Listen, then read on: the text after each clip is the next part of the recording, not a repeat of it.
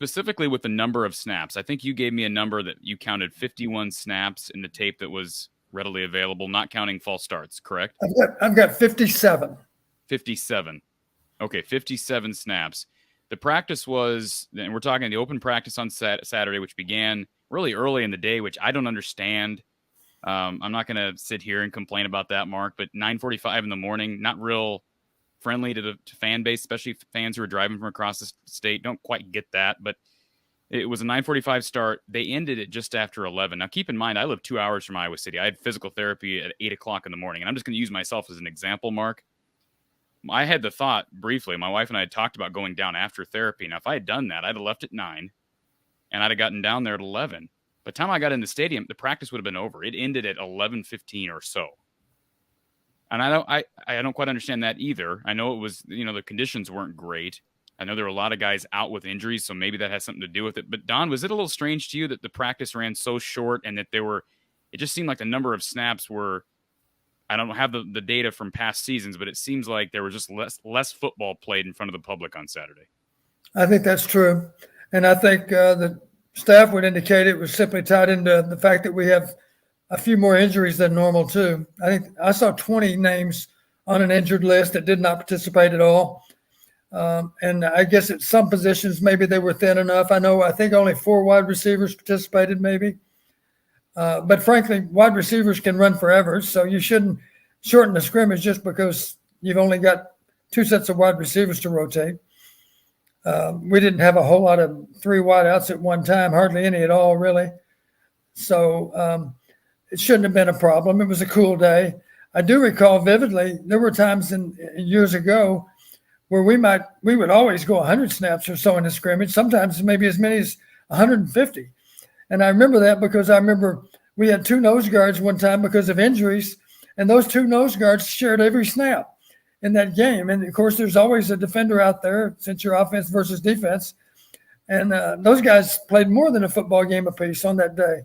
And it was, of course, it happened to be a warm day in April, which is unlike some we've had here lately.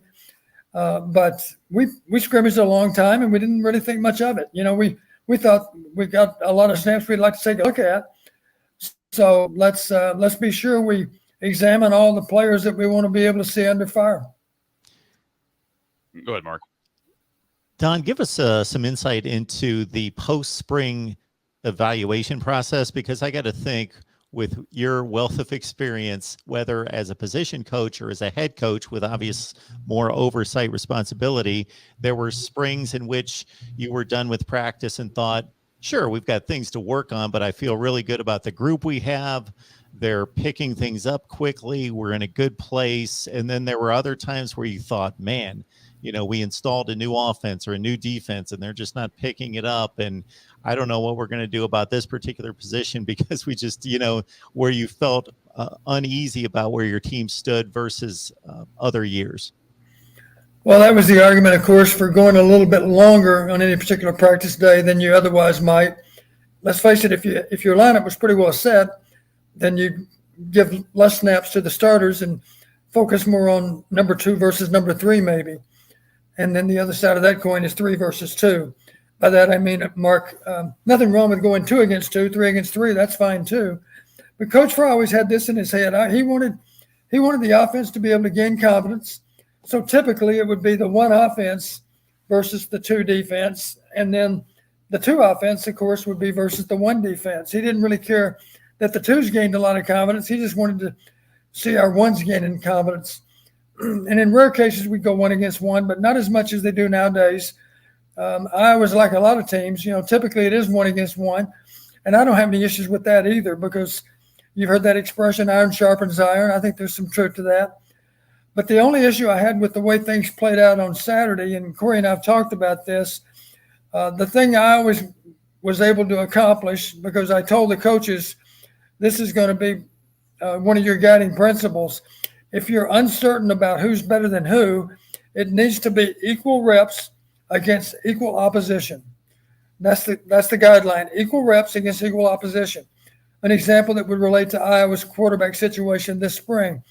One thing you could have done is simply set up a 9-play set, When I say a set, I'm talking about your defense being on the field for 9 consecutive snaps, and then you rotate another unit in on defense.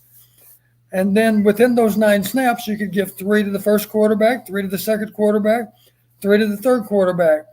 And I have had quarterbacks that said, Coach, I understand what you're trying to do, but it's not working for me because I can't really get in a groove on 3 snaps. And you know what my response is, both you guys do? Here's the bad news. You only got 3 snaps in the fall.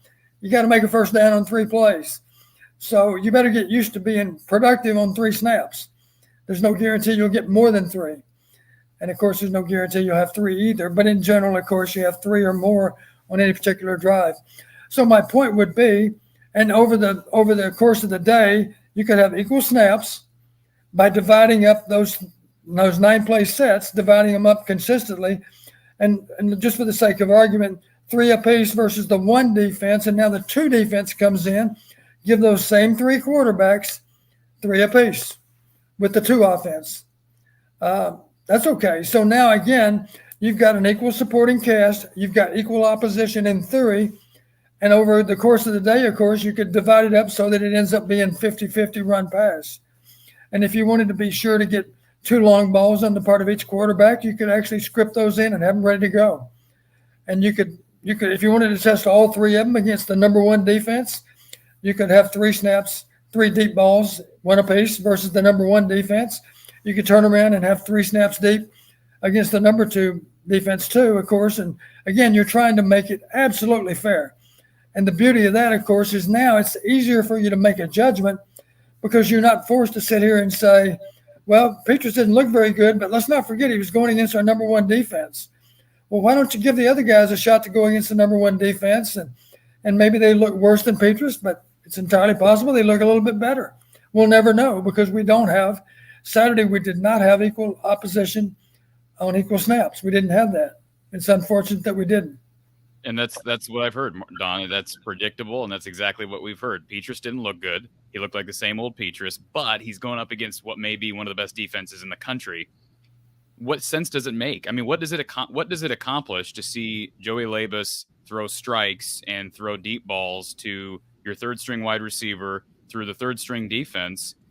It's very, very frustrating to me because you and I both watched the same footage, and I did not track statistics. Oh, this guy is projected as a third teamer or a second teamer, but you can tell.